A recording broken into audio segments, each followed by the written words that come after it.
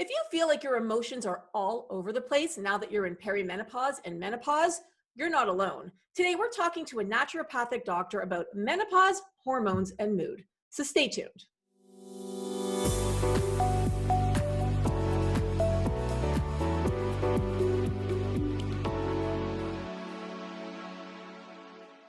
Hi, everyone. I'm Andrea Donsky, co-founder of Morphus, and today I'm here with Rachel Schwartzman, a naturopathic doctor and someone who I trust to talk about mood, menopause, and hormones. So, Rachel, welcome to Morphus. Thank you so much for having me. I'm really excited to be here with you. And I'm really happy that you're here too. So I've known Rachel for a little while now, and I really respect what you do. I think you are super smart. And the reason I wanted you to talk about mood today is because I know that you are a practicing naturopathic doctor, and you speak to women, you work with women in perimenopause and menopause all the time. So I thought it would be really great to bring this whole discussion around mood, anxiety, depression, everything that's tied into this phase of our life, rage. Why does it happen as we get into perimenopause and menopause?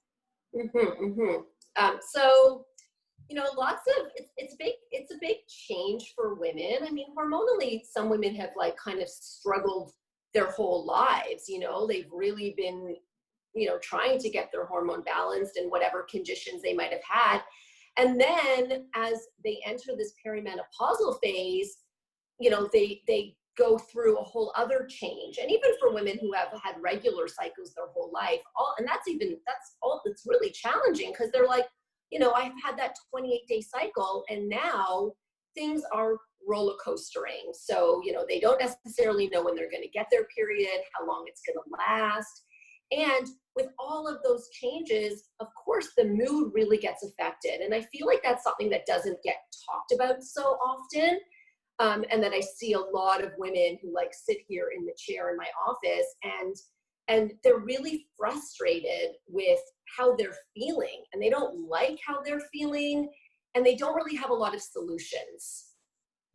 I heard that it has a lot to do with estrogen, because when we have estrogen, and I'm curious, I wanted you to confirm this if it is true or not. It could be twofold. It could be that estrogen is lowering. We have two phases in our cycle. We have an estrogen phase and we have a progesterone phase. And so the estrogen is what peaks in the first half of our cycle. And then after we ovulate, the estrogen goes down, and then the progesterone picks up and takes over in that second half of that phase. If we're pregnant, progesterone stays high. Right. If we're not pregnant, progesterone goes low. And then the cycle starts again. So it could be, two things. It could be that the progesterone is really dropped.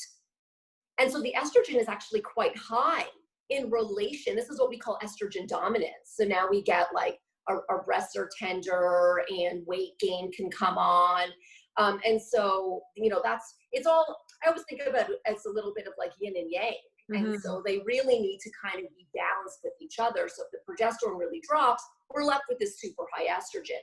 The flip side could be the progesterone stays a bit balanced, but the estrogen really drops, and so now we have an imbalance that way as well. And then we'll get vaginal dryness, and again mood issues, and a lot of the symptoms kind of cross over into really what we just call as these perimenopausal or menopausal symptoms. Would you say that it's mostly in perimenopause where you get that fluctuation? Because once we're in menopause, our estrogen is pretty much either non-existent or low, if we're not supplementing with estrogen. It definitely is a more stable time. Although I always think about people, women, and hormones, and then we always kind of still cycle a little bit, and it's a bit of a rhythm. So just even in menopauses, we have sometimes we'll just get a little blip, and we need to kind of reconvene and rebalance things out. So it can still take several years even through menopause. But for sure, the more kind of hot and heavy period of it, so to speak, is really during that menopausal time. That's when the fluctuations are really at its kind of dips and peaks that way.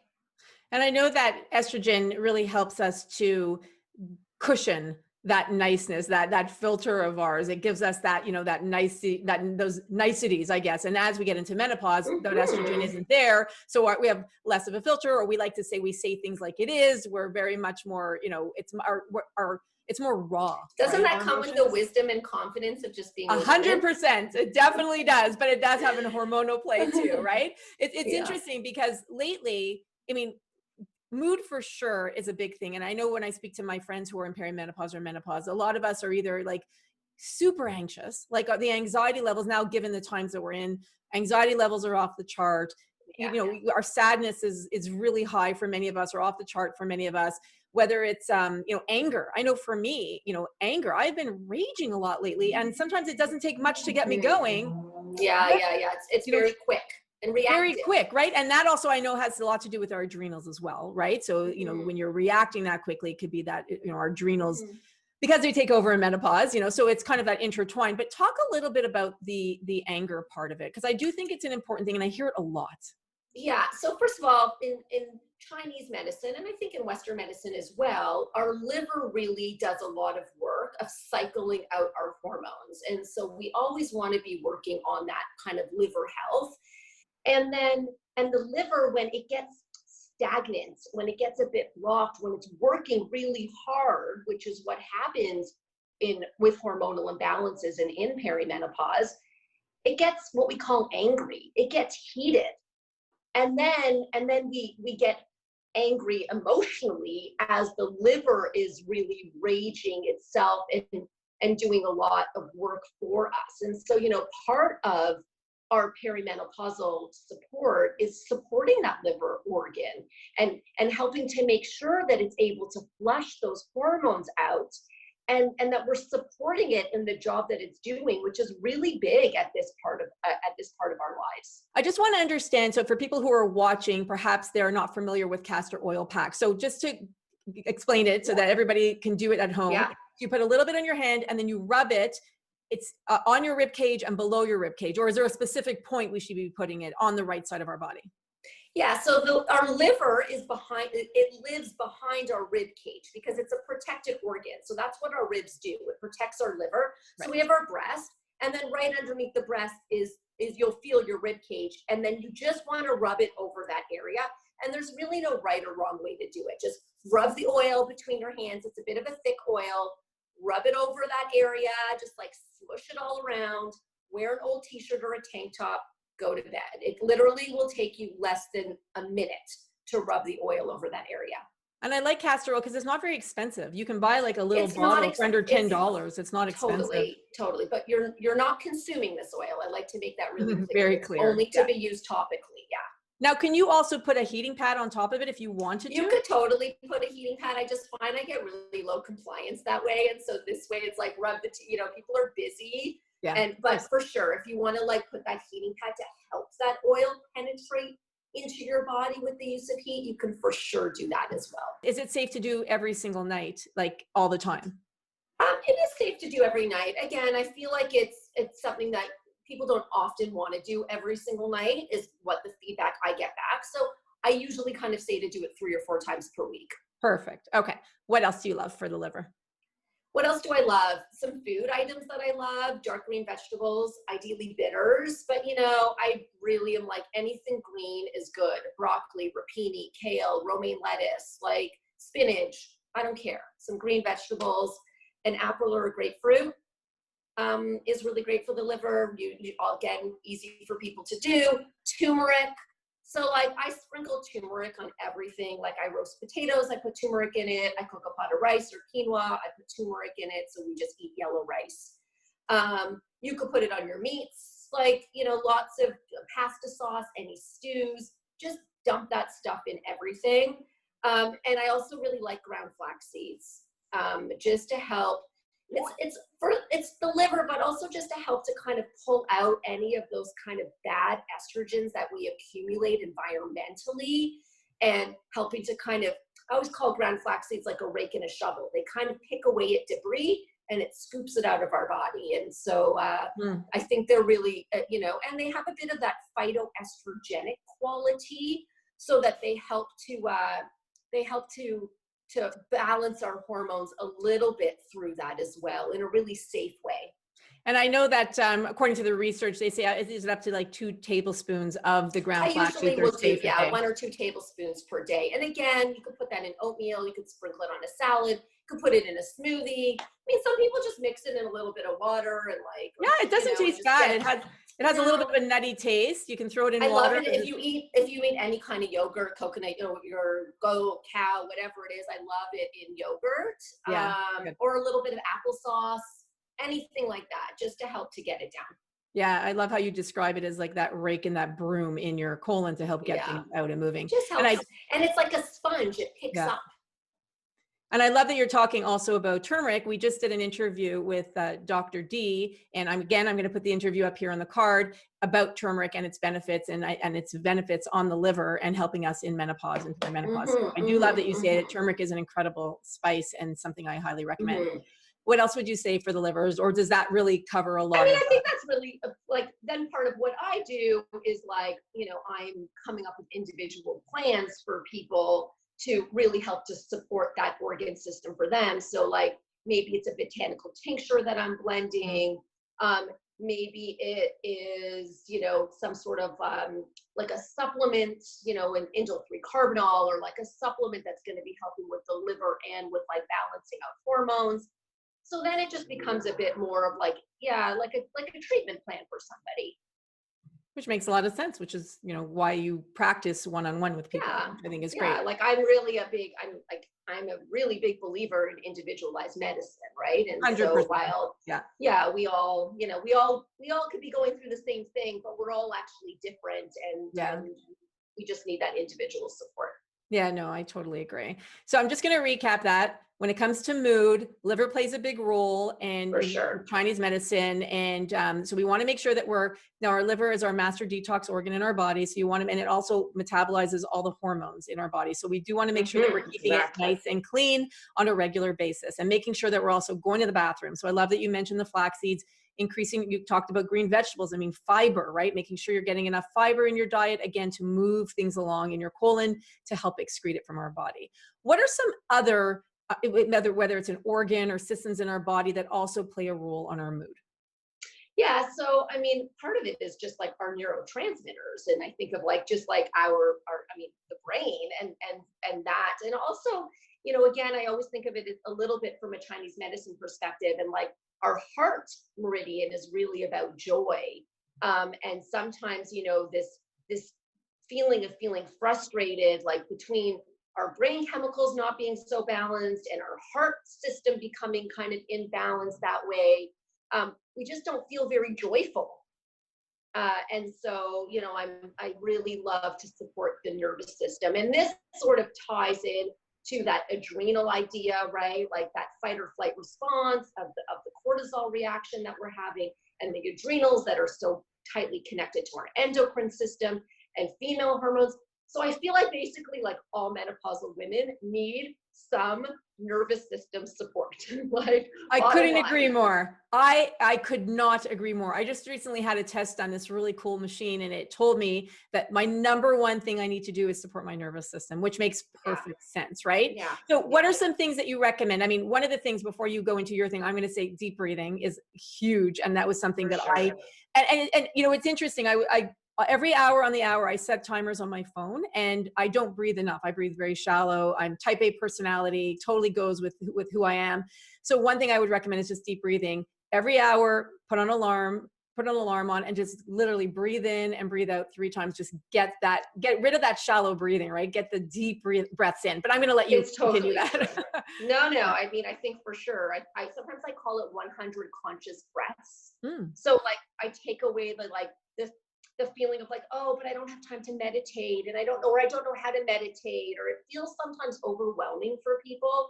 So I'm like, just breathe 100 times, but conscious breaths, because as soon as we are conscious with our breathing, we slow it down and we take deep breaths. So I think that you're right. Breathing is a huge factor in helping to calm our nervous system. And sometimes just even taking 1 minute of breathing is like enough to calm us down, So that I think is really important. Yeah. I think getting outside and moving, even just like walking, right? Again, I think some sort of movement in our day-to-day. When we sit all day, like I do in this chair, and we're doing more of, our energy doesn't flow, and we actually become more stagnant, and everything gets more tense. And so I think some sort of movement is really key as well. And then, you know, I love herbs for nervous system. I love, like, there's so many good ones. Chamomile. We think of chamomile as like, but it's going to make me sleepy. It's not it's not a sedative. It relaxes our digestive system and it relaxes our nervous system. So I love chamomile. And sometimes I drink it throughout the day if I'm just feeling a bit anxious.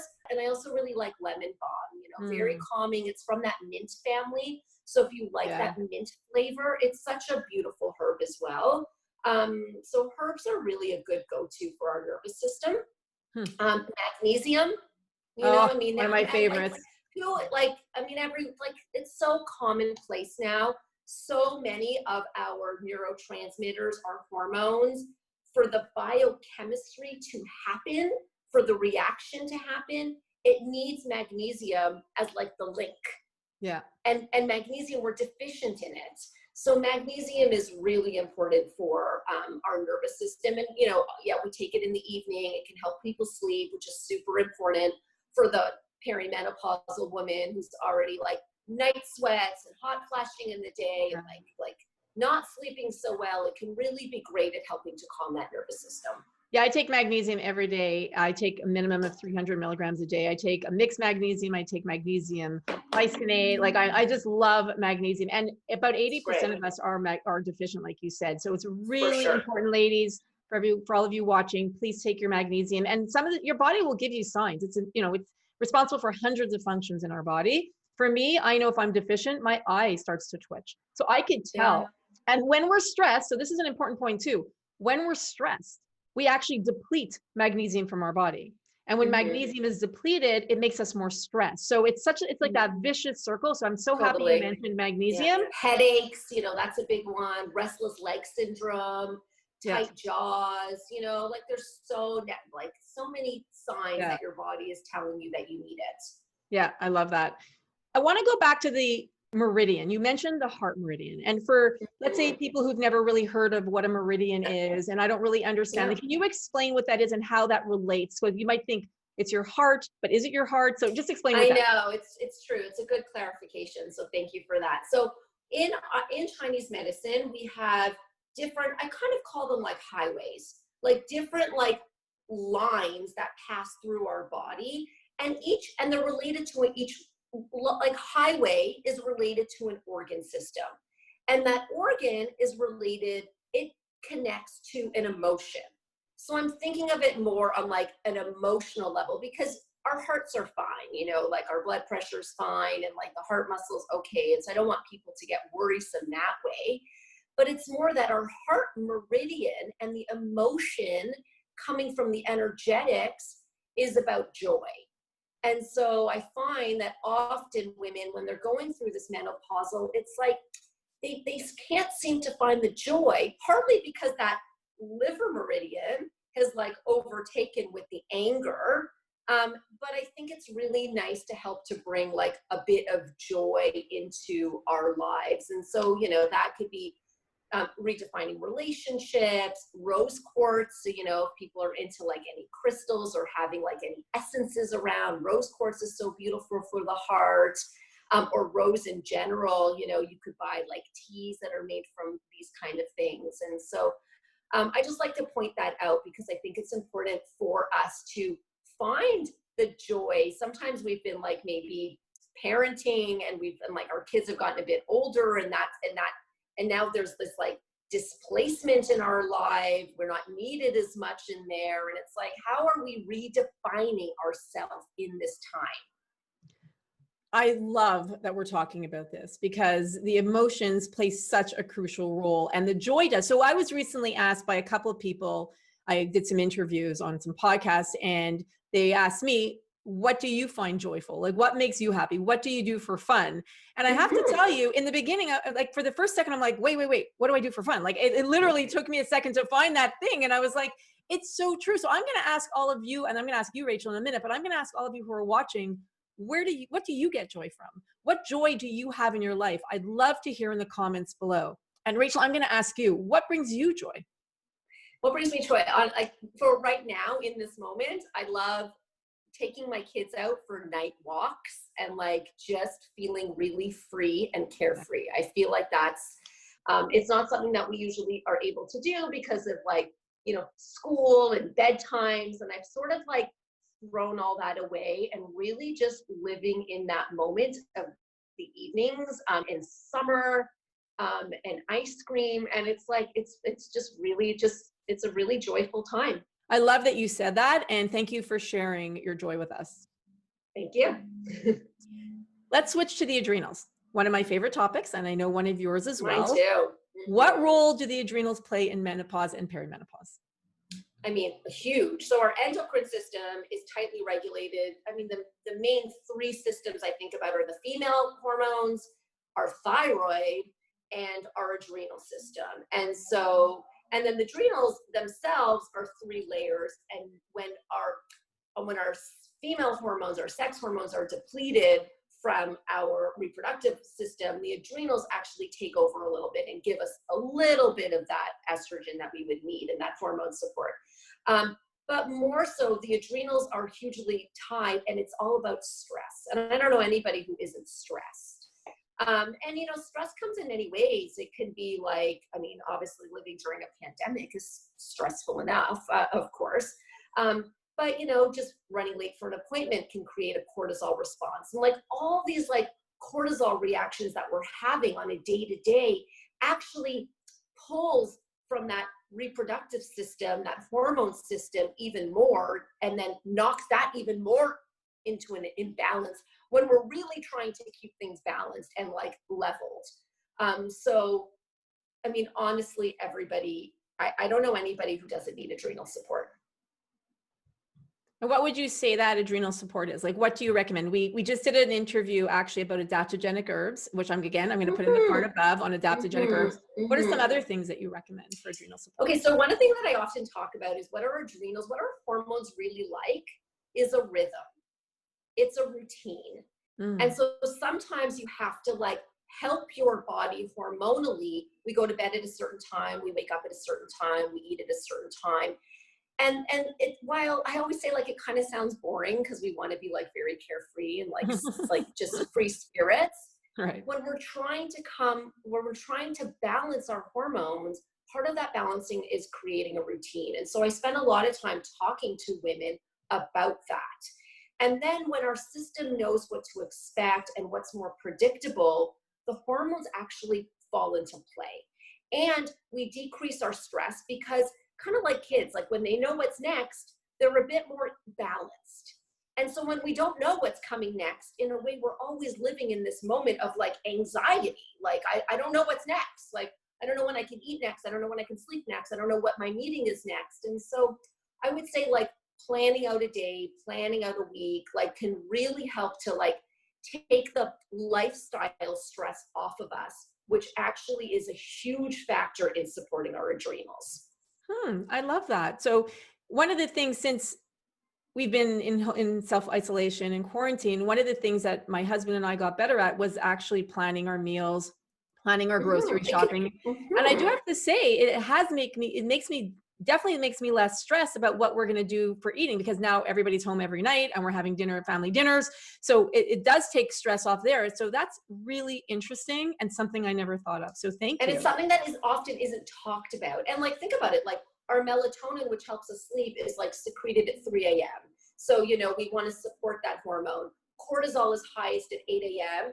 and it's lowest at 4 p.m. We cycle our female hormones throughout a month. I mean, our body is actually doing this on a 24-hour clock and on a monthly clock for us. We're just not always necessarily connecting to it. And then how do we support it? So, you know, there are so many, as you mentioned, amazing adaptogenic herbs. I love ashwagandha, Siberian ginseng, oat straw, motherwort, rhodiola.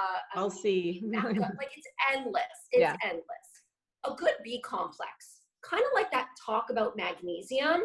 You know, B vitamins are things that, again, we really need on a day-to-day basis and that we deplete on a day-to-day basis. When we're stressed. And are super supportive to our adrenals for when we're stressed. Exactly. Yeah. So I think that's really great. I mean, magnesium is really good for when you're stressed. So like I love thinking about people and prescribing things that are like, it's like they tick a few boxes. It's not like, we're not like looking at individual, like you have to take this for this and this for, like when I'm looking at that person, I'm coming up with something that is like the treatment plan that encompasses all of what they need, right? So, you know, maybe they're not sleeping well, so I'm giving adaptogenic herbs that help to support the sleep and help to support hormone balancing. And we take all these things into consideration.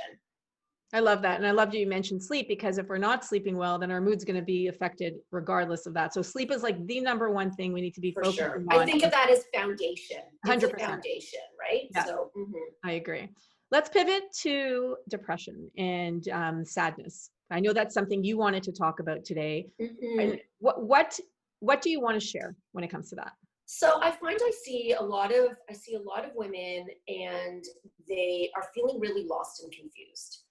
And there isn't a lot of really medical support in this sort of topic. And so that they go and see somebody, and sometimes an antidepressant is a really great option for people. Like, I am not someone who is like, again, I'm looking at the individual and what really they need.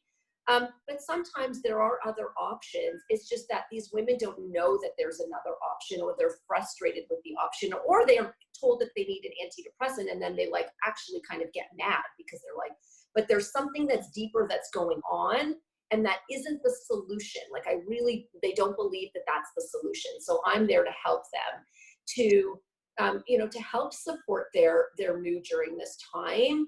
Especially for women that are like, I've never felt like this before. So it makes them even like sadder and more frustrated by the situation, and really at a loss. And I think there's a lot of women that are really walking around like, feeling a bit hopeless, feeling a bit sad, depressed.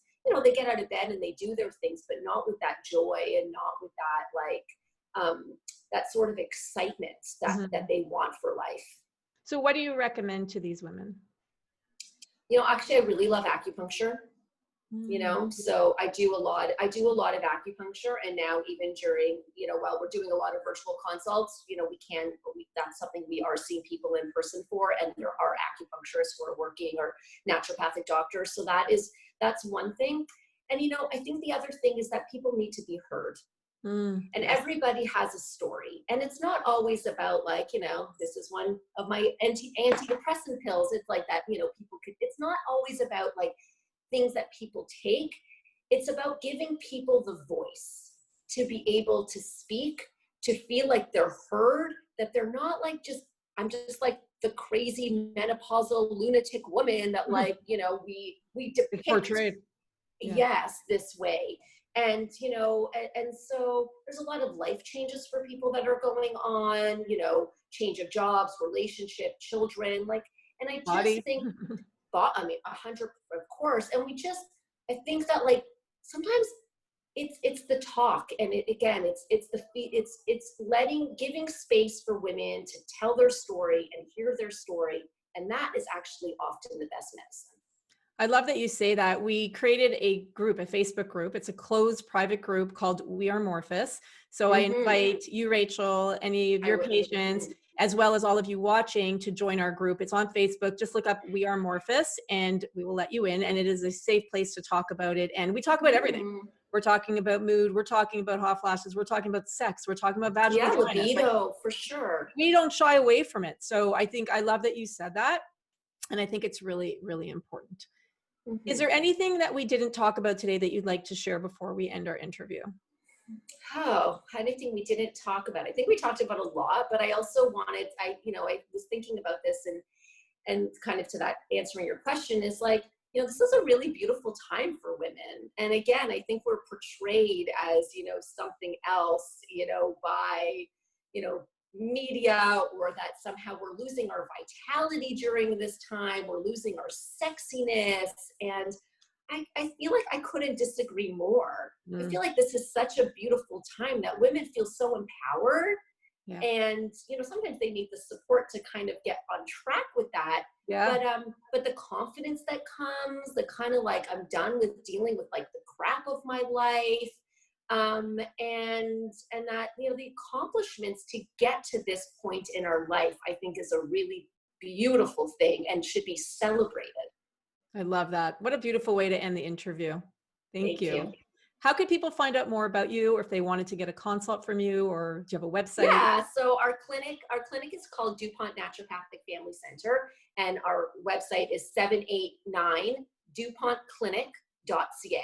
Our address is 789 DuPont. So that's the website. So that's how you can like find me. You can book with me. I'm most active on Instagram, so you can find me there, Rachel_S_ND. And I'm always happy to chat and help support people however I can. And you can support people now because online, everything's online. So whether they're in Canada, Like, US, it doesn't matter. It's opened up, and it's opened up a huge portal for us that way for sure. So before it was like about location, but now, you know, we are quite accessible. Well, thank you so much for doing this, Rachel. Thank you so much for inviting me on and for everything that you're doing and helping to support women through this. Thank you so much.